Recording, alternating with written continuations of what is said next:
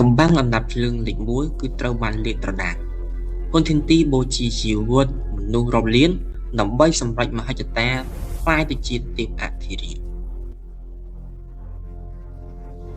ជំរាបសួរនិងសួស្តីបងប្អូនទាំងគ្នាស្វាគមន៍មកកាន់ Channel សំឡេងអ្នកទានទាំងអស់គ្នាបាទថ្ងៃនេះយើងបន្តភាគថ្មីរបស់យើងទៀតហើយតែភាគនេះគឺជាភាគដែលបង្ហាញអំពីមហន្តរាយដ៏ធំបំផុតដែលមិនធ្លាប់មាននៅក្នុងទំនាបកណ្ដាលដោយហ៊ុនហ៊ីនទីគឺបានលេបត្របាក់ជាមួយនឹងគ្រាប់ថ្នាំទេពរួចក៏បានប្រើប្រាស់ជាមួយនឹងក្បួនតម្រាបូជាជីវិតនៅជីវិតមនុស្សរាប់លាននាក់ដើម្បីតែបន្សុទ្ធថ្នាំប៉ុន្តែអ្វីដែលកាន់តែរំភើបជាងនោះទៅទៀតគឺថាប្រជាជូខុនគឺបានបង្ហើបអំពីអាកំបាំងដ៏រន្ធត់មួយតើអាណាភ្លើងលេខ1នៅក្នុងបញ្ជីអាណាភ្លើងស៊ូគីគឺជាអ្វីហើយតើវាមានទំនាក់ទំនងអ្វីជាមួយនឹងទេពអធិរាជថូស៊ីមកតាមដានជាមួយនឹង admin ទាំងអស់គ្នាឥឡូវនេះ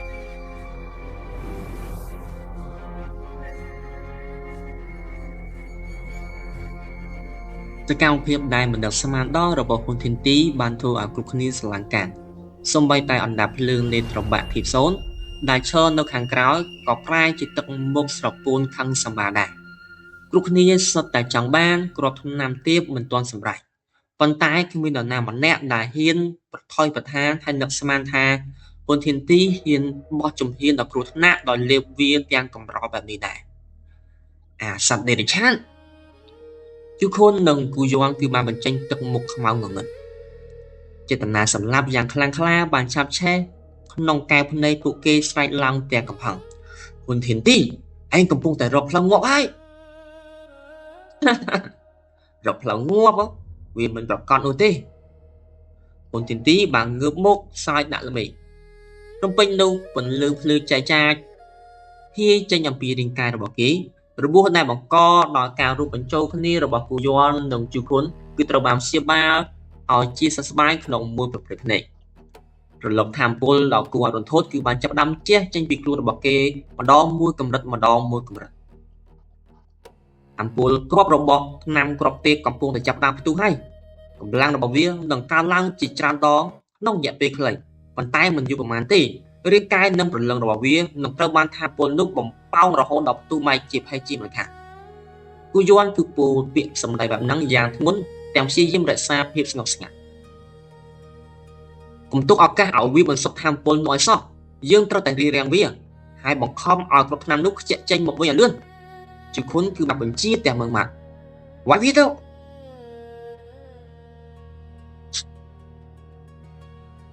កំពូលតែខ្លាំងទាំងពីរគឺបានផ្ទុះខុសឆ្ពោះទៅកាន់ហ៊ុនធីនទីដូចជាគ្រាប់ព្រួយចឹងប៉ុន្តែលើកនេះហ៊ុនធីនទីមិនត្រឹមតែមិនភ័យខ្លាចថែមទាំងសើចចំអករួចក៏បានបញ្ចេញជាមួយនឹងកម្ដាប់ដៃទាំងពីរវាប្រហារមកវិញបង្កើតបានជាតំបន់ទទេស្អាតទំហំរាប់ម៉ឺនហាត់ឯណោះនៅលើអាកាសក្រាំងភ្ជុំហន្តរាយគឺបានផ្ទុះឡើងច្រាំងគូយ័ននិងជូខុនឲ្យខ្ទេចថយក្រោយរាប់ពាន់ហាត់ឯណោះ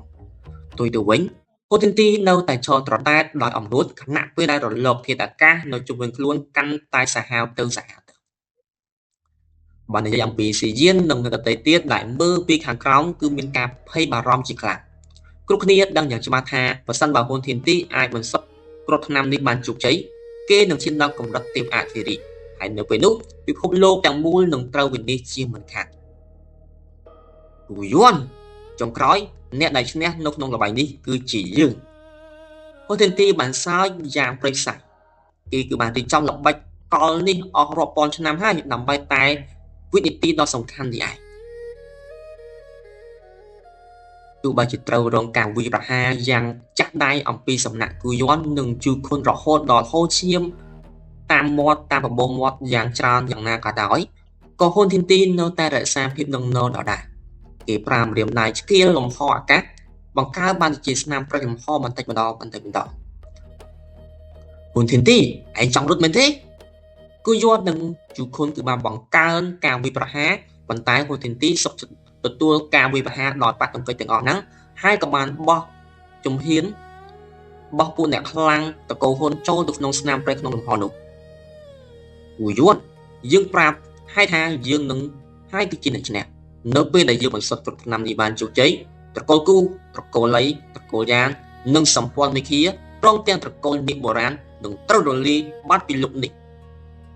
Hôn thiên ti cứ bằng trò vọt đạp lường lên trò bạc phỉ xôn cho lục nông nam prek đôi kia của bạn hot cho tam còi phòng đài tu bây chỉ non là bạc kê trâu rong ca bọc tục chỉ mua đồng tham một quân đôi chỉ nông rồi lùm rồi hôn đò xong sai bạc kê khai được chi chiêm dạng na cả đói có kê đâu tại anh sầm rải can đò thoi ban dạng chụp chạy này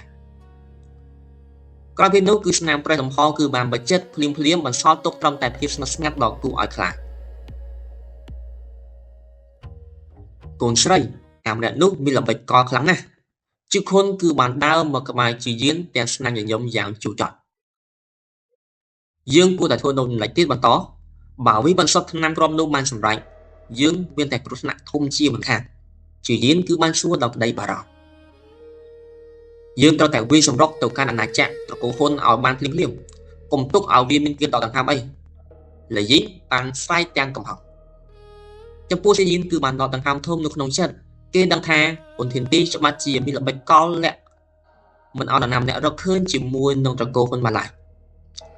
ប៉ុន្តែគូយន់គឺបានរំលឹកថានោះតើរាបណាយើងមិនទុកពេលឲ្យវាបន្សុទ្ធឆ្នាំគ្រាប់វានឹងទុកបាយដោយសារតែថាមពលគ្រាប់នោះដោយខ្លួនឯងជាមិនខានមុននឹងចានចេញជឺខុនបាយជាញញឹមយ៉ាងចម្លែករួចក៏ពោលថាមកទីនេះមិនត្រូវទៅវិញតយទៅទេឡើយពួកឯងទៅមុខទៅមុនចុះយើងនឹងលើកយកទីលាននិងរូបសំណាកថ្មនេះទៅជាមួយដែរជាចុងក្រោយមុននឹងហោះចេញទៅនោះគេគឺដឹងថាអតីតអធិរាជនាគបុរាណរូបនេះមិនធ្វើរឿងអ្វីដែលឥតប្រយោជន៍ឡើយតើមានអាចកំបាំងអ្វីដែលនៅខាងក្រោយរូបសំណាកនិងទីលាននេះមែនទេ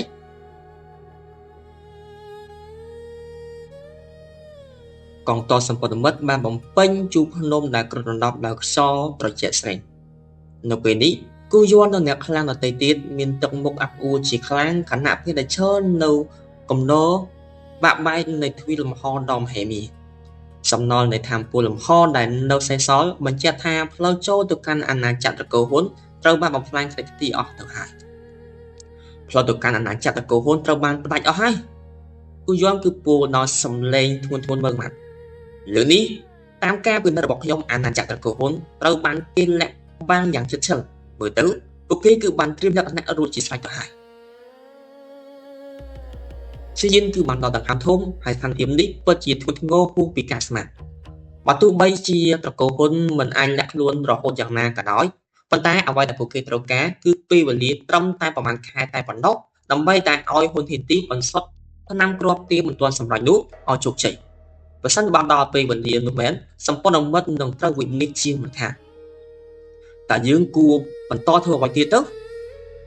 លយីងគឺបានសួរដល់សម្លេងស្អកស្អកឥឡូវនេះមានតែរងចាំមើលព្រំលិខិតតែប៉ុណ្ណោះគូយន់គឺបានដល់ដង្ហើមធំហើយក៏បានបន្តនិយាយទៀតថាយើងគួរតែបួងសួងសូមឲ្យហ៊ុនធានទីបរាជ័យក្នុងការបន្សុទ្ធតាមក្របនោះទៅចុះតារាបណាគេមិនទាន់ឈានដល់ចូលកម្រិតទីអធិរាជយើងនៅតែមានឱកាសប៉ុន្តែបើគេជោគជ័យនោះ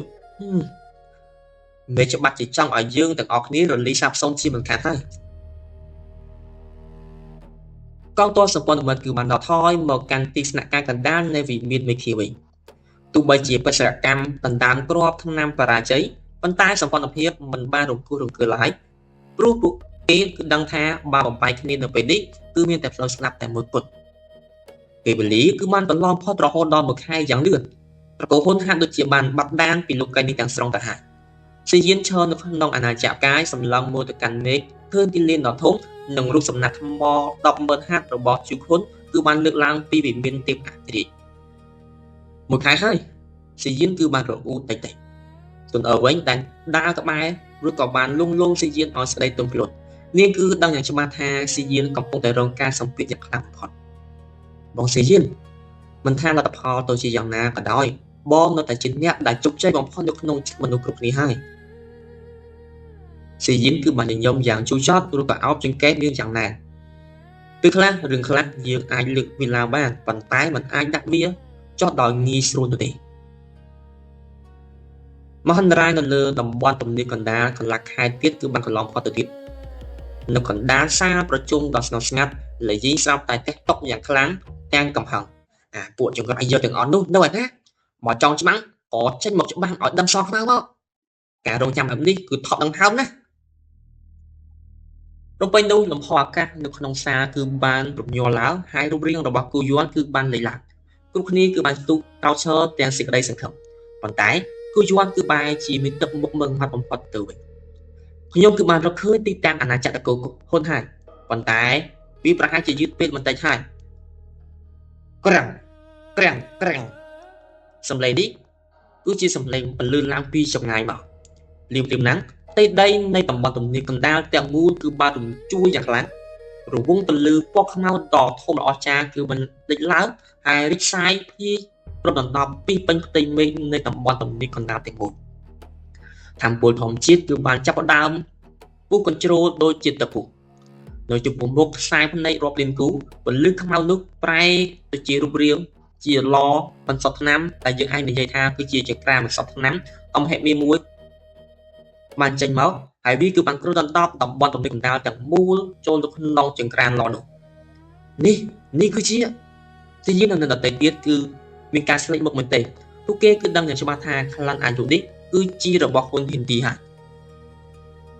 ហ៊ុនហ៊ីនទីបានរលាយចូលគ្នាជាមួយនឹងថ្នាំគ្រាប់មិនទាន់សម្រេចនោះបាត់ទៅហើយឥឡូវនេះគេចង់ប្រើប្រាស់តំបន់ទំនាបកណ្ដាលធ្វើជាឡបូជាជីវិតធ្វើជាគ្រឿងបន្សុទ្ធធ្វើជាគ្រឿងសោតប្រើប្រាស់ពិភពលោកទាំងមូលធ្វើជាអណ្ដាប់លើកហើយព្រមទាំងប្រើប្រាស់រាងកាយរបស់គេផ្ទាល់ដើម្បីធ្វើជាប្រផ្លាស់គូយ័ន្តគឺពោលសម្ដីទាំងអស់ហ្នឹងទៅដល់ញាប់មាត់តែម្ដងគេចង់បន្សុទ្ធគ្រាប់ថ្នាំមិនទាន់សម្រេចទាំងអស់នោះឲ្យខ្លាចទៅជាថ្នាំគ្រាប់ទេពពិតប្រាកដកាលណាថ្នាំនោះកាន់ឡើងគេនឹងឈានចូលទៅក្នុងកម្រិតទេពអធិរាជភ្លាមៗហ៊ុនហ៊ីនទី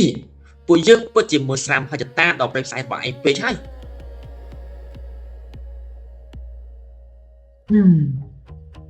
គ្រប់គ្នាដែលនៅទីនោះដកដង្ហើមធំដោយភាពរន្ធត់បន្ទាប់ពីឮពាក្យសម្ដីរបស់គូយ័ន្ត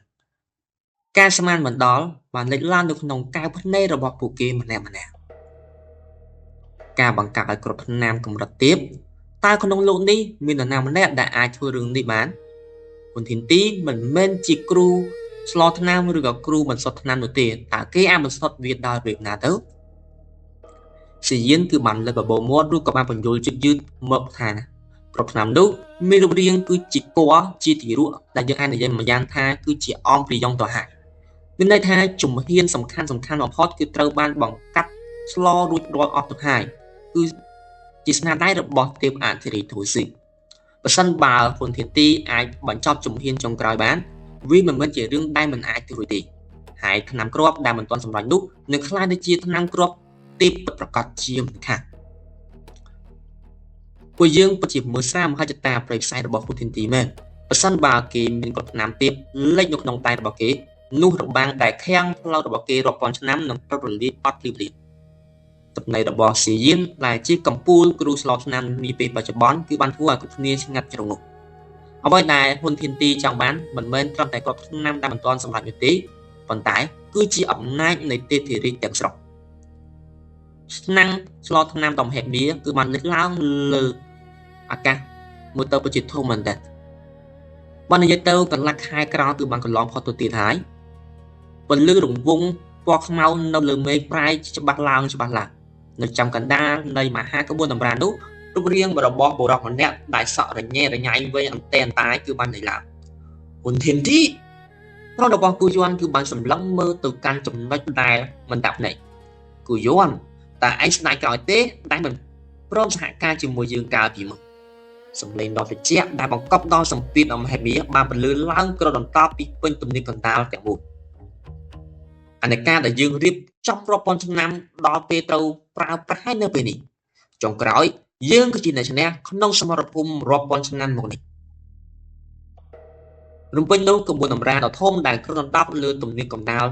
គឺបានបញ្ចេញជាមួយនឹងសសរពន្លឺរាប់មិនអស់តាមបាញ់ចុះមកលើដីសពទីឋានទាំងអស់តែម្ដងនៅក្នុងទីក្រុងដ៏អ៊ូអរមួយនៃតំបន់ទំនាបកណ្ដាលសំឡេងផ្ទុះដល់កក្រៅគឺបានបន្លឺឡើងដីគឺបានប្រេះស្រាមហើយសសរពន្លឺពណ៌ខ្មៅគឺបានរំពាត់ទីក្រុងទាំងមូលមុនពេលដែលមនុស្សគ្រប់គ្នាអាចដឹងខ្លួនរាងកាយរបស់ពួកគេគឺបានផ្ទុះបែរជាផេះផង់និងទៅជាឈាមទៅហើយផ្សែងឈាមនិងផ្សែងដែលខ្ទាតចេញយ៉ាងខ្ចាក់ខ្ចាយក៏បានប្រែក្លាយទីក្រុងនោះទៅជាសមុទ្រនៃលោហិតក្នុងមួយប្រព្រឹត្តនេះលំឆ្អាបនៃឈាមគឺបានសាយភាយឡើងទៅលើអាកាសហូរចូលនៅក្នុងមហាក្បួនតម្រារបស់ ហ៊ុនធានទីនឹងឯងព្រឹត្តិការណ៍ដ៏សាហាវយប់ក្នុងនេះគឺកំពុងតែកើតឡើងនៅគ្រប់ទិសទីក្នុងតំបន់ទំនាបកណ្ដាលគ្រាហ្នឹងសៀយានិងគូយងគឺបានឈរមើលសមុទ្រឈាមនៅក្នុងទីក្រុងមួយក្បែរនៃសម្ព័ន្ធវិមានវិគាទាំងក្តុកក្តួលមែនទែននៅពេលដែលគូយងបានបំបែកផ្ទៃដីមើលទៅគេគឺបានឃើញក្បួនអម្រាមមួយលាក់នៅក្នុងខាងក្រោមដីក្បួនអម្រាមវិញ្ញាណលេខរបាក់បំផ្លាញជីវិតគូយងគឺបានឧទានឡើងទាំងញ័រភ្លឿននេះគឺជាក្បួនអម្រាមដ៏សាហាវយំក្នុងភូខើបំផុតតាំងពីសម័យកាលបុរាណដែលប្រើប្រាស់ជាមួយនឹងឈាមនិងជីវិតរបស់មនុស្សដើម្បីតែចម្រាញ់យកធម៌ពុទ្ធមហាចតាដ៏ប្រៃផ្សៃមែនលេយគឺបានគឺថ្មិញពលតនៅឆ្នាំវាគឺបានបង្ហាញថាសារប្រឡឹងកន្លងមកមិនត្រឹមតែប្រមូលប្រឡឹងនោះទេប៉ុន្តែពួកគេគឺបានលួចបង្កប់ជាមួយនឹងក្បួនអម្រាមនេះនៅក្រោមដីតំបន់ទំនាបកណ្ដាលទុកជាស្រេចរួចបាត់ទៅហើយនៅពេលដែលត្រឡប់មកកាន់ទីស្នាក់ការកណ្ដាលវិញពួកគេបានជួបជាមួយនឹងជុខុនដែលបានបាត់ខ្លួនជាងកន្លះខែមកនេះ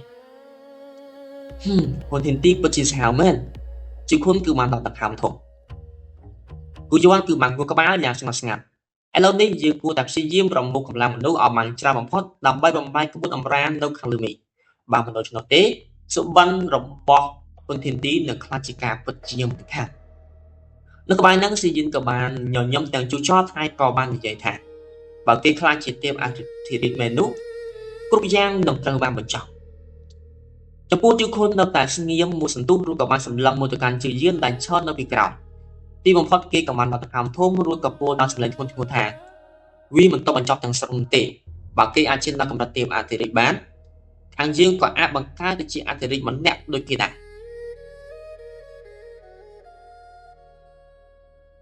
បង្កើតកម្ពុជាអ្នកខ្លាំងកម្រិតទេពអធិរាជខ្យល់អាកាសជុំវិញហាក់បីដូចជាកកស្ទះភ្លាមក្រោមពីឮសំដីរបស់ជូខុនបានណាស់ទោះបីតែគូយងក៏បានត្រឹមតែបើកភ្នែកធំសម្លឹងមកទៅកាន់បុរសនៅចំពោះមុខទាំងភាំងស្មារតីបរិយាកាសកាន់តែតានតឹងគឺបានអូសបន្លាយយ៉ាងយូរទើបចាប់ផ្ដើមធូរស្រាលបន្តិចវិញបន្ទាប់ពីឆ្លងកាត់អារម្មណ៍ស្រឡាញ់កាំងគ្រប់គ្នាគឺមានអារម្មណ៍ថាវាជារឿងដែលគួរឲ្យអស់សំណើបំផុតបង្កើតទេពអធិរាជទោះបីជាសម្ដីនេះចេញពីមាត់របស់ជូខុនក៏វានៅតែពិបាកឲ្យជឿជាក់ដែរពេញមួយទ្វីបនេះមិនតែបង្កើតបានកម្ពុជាអ្នកខ្លាំងកម្រិតទេពអធិរាជទូនេះមិនអ្នកណាឡើយក្នុងរយៈពេលរាប់ពាន់ឆ្នាំរាប់ម៉ឺនឆ្នាំព្រេងដែលធ្វើឲ្យគ្រប់គ្នាទាំងអស់ហ្នឹងគឺបានយល់ថាកម្រិតនៅក្នុងរឿងព្រៃនោះគឺនៅឆ្ងាយហួសពីការស្មានលោកកំពុងតែលេងសើចពេញហើយមែនទេយ៉ាងជាងគឺបានសួរទាំងសំឡេងស្ងួតកោទោះបីជាសំឡេងរបស់គេហាក់ដូចជាមិនជឿប៉ុន្តែក្នុងចិត្តបែរជាលួចមានសេចក្តីសង្ឃឹមយ៉ាងចម្លែកពេលនេះកងទ័ពសម្ព័ន្ធមិត្តកំពុងតែស្ថិតនៅក្នុងស្ថានភាពទាល់ច្រកបើពុទ្ធិនទីខ្លាចជាទេពអធិរាជពួកគេនឹងអស់ឱកាសក្នុងការតតាំងពីពីព្រោះកម្រិតនោះគឺជាអ្វីដែលកម្លាំងមនុស្សលោកទាំងអស់មិនអាចទប់ទល់បានឡើយព្រះចាជូខុនពេលនេះមិនមែនជាពេលដែលត្រូវលេងសើចឡើយសៀយិនគឺបានពោលទាំងសម្លេងស្ទាក់ស្ទើរបើជូខុនពិតជាមានវិធីសាស្ត្របែបនេះមែនគេច្បាស់ជាមិនជាប់គាំងនៅក្នុងកម្រិតរាប់ពាន់ឆ្នាំទាំងអស់នេះឡើយគ្រានឹងជូខុនក៏បានសម្លឹងមើលកសែភ្នែកដ៏សង្ស័យរបស់គ្រប់គ្នារួចក៏បានពោលថាសូមកុំបារម្ភខ្ញុំគ្មានអារម្មណ៍លេងសើចជាមួយនឹងអ្នករកនេះឡើយវាពិតជាពរជ័យពីសុភាដែលខាងយើងអាចបង្កើតកម្ពុជាអ្នកខ្លាំងកម្រិតទេពអធិរាជអ្នកបានដែរតើលោកអាចបញ្យល់ឲ្យច្បាស់ជាងនេះទេគូយន់គឺបានសួរទាំងដៃញ័រទៅទ្រឹងជូខុនគឺបានងើបមកឡើងយឺសម្លឹងមើលទៅកាន់ទីលានអណ្ដាប់លឹងសុភាដែលគេកំពុងតែលើកចេញពីវិមានទេពអធិរាជរួចពោលថាតាមពិតទៅគ្រប់ឆ្នាំទេពមិនទាន់សម្រេចមិនមែនជាវត្ថុមានតម្លៃបំផុតនៅក្នុងវិមាននោះទេតាមប្រជាចង់មានន័យថាគឺជារបស់ទាំងអស់នោះមែនទេជាយានគឺរំពងគិតរួចក៏ចង្អុលទៅកាន់ទីលានអណ្ដាប់លឹងសុភាដែលអំណាចលើមេឃបើមិនដូច្នោះទេឯងគិតថាខ្ញុំខំចំណាយកម្លាំងលើរបស់ធំទាំងអស់ហ្នឹងមកលេងដើម្បីតែបំបត្តិការសឹកមែនទេជូខុនគឺបានប្រវីដៃម្ដងហើយលំហអាកាសក៏បានប្រែប្រួលហើយគ្រប់គ្នាក៏ស្រាប់តែលេចមុខនៅក្នុងទីលានអណ្ដាប់លើមេឃដ៏ហេមីនោះ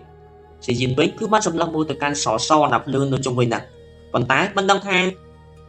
តាមពលអ្វីឡើយរហូតដល់កសែភ្នែករបស់គ្រប់គ្នាត្រង់ចំមួយកន្លែងលើរូបសំណាកថ្ម100000ហាត់ជូខុនគឺបានសួរទៅកាន់គ្រប់គ្នាថាតើពួកលោកដឹងអំពីប្រភពដើមឬក៏អត្តសញ្ញាណពិតប្រាកដរបស់ទេពអធិរាជធូរស្លឺដែរឬទេ Cái năng của người cứ mang trong việc các bạn hai có ngắt mùi sừng thủ thủng tiệm anh thì thu giữ cứ chi một cô tại một pi sắm cà phê ok còn tại khơi mua cùng pi bồ ran tại bọn nó đo một chứ khơi mà phát đâu mà thiên một liềnก็คือมันបន្តនិយាយទីថាមានអាណាព្យារឿងស៊ូគៀរហូតដល់33ប្រភេទក្នុងបញ្ជីអាណាព្យារឿងស៊ូគៀពួកវាគឺជាភ្លើងដែលខ្លាំងបំផុតក្នុងលោកប៉ុន្តែពួកឯងគឺបានដឹងទេថាអាណាព្យារឿងតែមានចំណាត់ថ្នាក់លេខ1ក្នុងបញ្ជីនោះគឺមានឈ្មោះអ្វីបេះដូងរបស់ស៊ីយីនគឺបានលុតញាប់មែនទែននៅពេលហ្នឹងសូម្បីតែគេដែលយល់អំពីរឿងអាណាព្យារឿងស៊ូគៀយ៉ាងស៊ីជម្រៅក៏មិនបានដឹងអំពីឈ្មោះភ្លើងលេខ1ដែរព្រោះតែតំណែងលេខ1ក្នុងបញ្ជីគឺនៅតែទេស្អាតគ្មាននរណាម្នាក់ដឹងថាវាគឺជាភ្លើងអ្វីឡើយតើក្នុងលោកនេះពិតជាមានអាណាព្យារឿងលេខ1មែនទេគ្រប់គ្នាគឺឆ្ងល់ទីខុនគឺបានញញឹមយ៉ាងចម្លែកហើយក៏បន្តនិយាយថាក្នុងលោកនេះគ្មានអាណាព្យារឿងណាដែលមានឈ្មោះឋានលេខ1តាំងពីកំណត់ឡើយយោងតាមអ្វីដែលខ្ញុំដឹងកាលពីមុនអាណាព្យារឿងលេខ1ដែលកើតឡើងក្នុងលោកវាគឺចំណាយពេលពាន់ឆ្នាំដើម្បីតែកកើតរាប់ម៉ឺនឆ្នាំដើម្បីតែមានវិញ្ញាណនិងវឹកហាត់ក្នុងរយៈពេលជាយូរអង្វែងវាគឺបានបន្តដំណើរក្នុងសមុទ្រម៉ាក់ម៉ាលាក់ខ្លួនក្រោមដីរាប់ពាន់ឆ្នាំនិងលាតត្របាក់អាណាព្យារឿងដទៃទៀតដើម្បីតែរស់រានមានជីវិតអាណាព្យារឿងដែលលាតត្របាក់សុទ្ធតែមានចំណាត់ថ្នាក់ក្នុងបញ្ជីអាណាព្យារឿងស៊ូគីទាំងអស់ទាំង24ប្រភេទសុទ្ធតែវាស៊ីបានអស់គ្មានសល់ឬបែបហ្នឹងហើយស៊ីយិនគឺបានលន់មាត់យ៉ាងរន្ធត់ថាការលេខរបបាក់អណ្ដាប់លឿងស៊ូគៀរហូតដល់20ប្រភេទអញ្ចឹងចុះសូម្បីតែអណ្ដាប់លឿងលេខរបបាក់គីសូនិងអណ្ដាប់លឿងការជួបវិសាបន្សុទ្ធវិញ្ញាណក៏ត្រូវបានវាលឹកបង្ក្រាបដែរមែនទេត្រឹមត្រូវហើយជួគុនគឺបានក្បាលបន្ទាប់ពីវាបានលេខរបបាក់អណ្ដាប់លឿងទាំង21ប្រភេទទៀតដោយជោគជ័យវានឹងក្លាយទៅជាអភូតហេតុដែលមិនគួរជា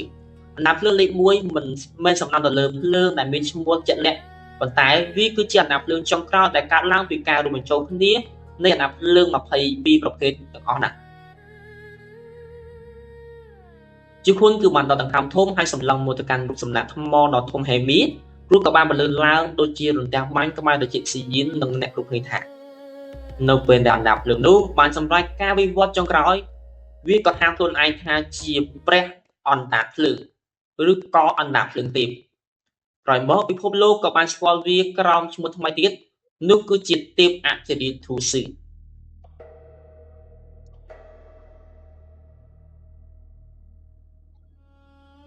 ពិតជាមិនគួរឲ្យជឿមែនទេពអធិរាជធូសឺតាមពិតគឺជាអាណាព្យារឿងស៊ូគៀដែលបានលេបត្របាក់អាណាព្យារឿងស៊ូគៀ21ប្រភេទផ្សេងទៀត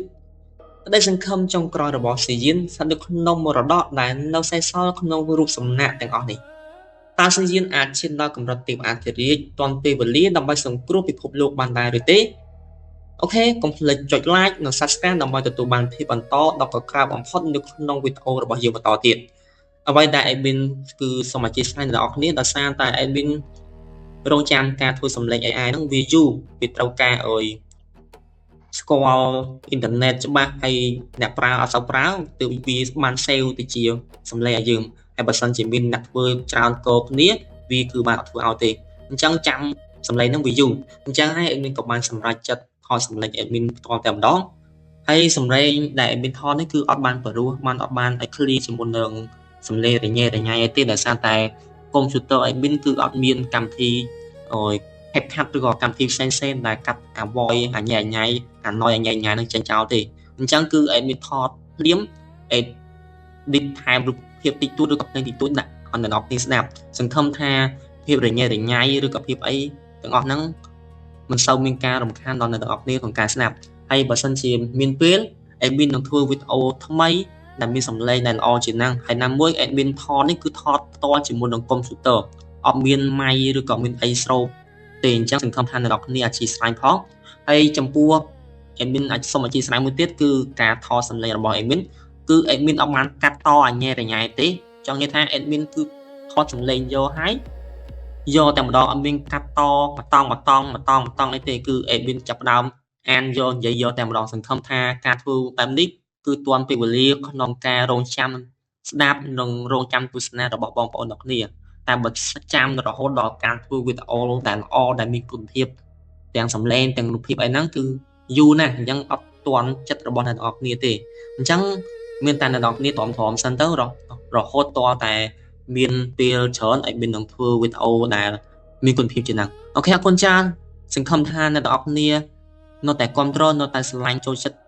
ក្នុងការធ្វើលក្ខណៈសម្រាយសង្ខេបនិទានរឿង novel នេះបន្តទៀតជួបគ្នានៅក្នុងវីដេអូបន្ទាប់បាយបាយ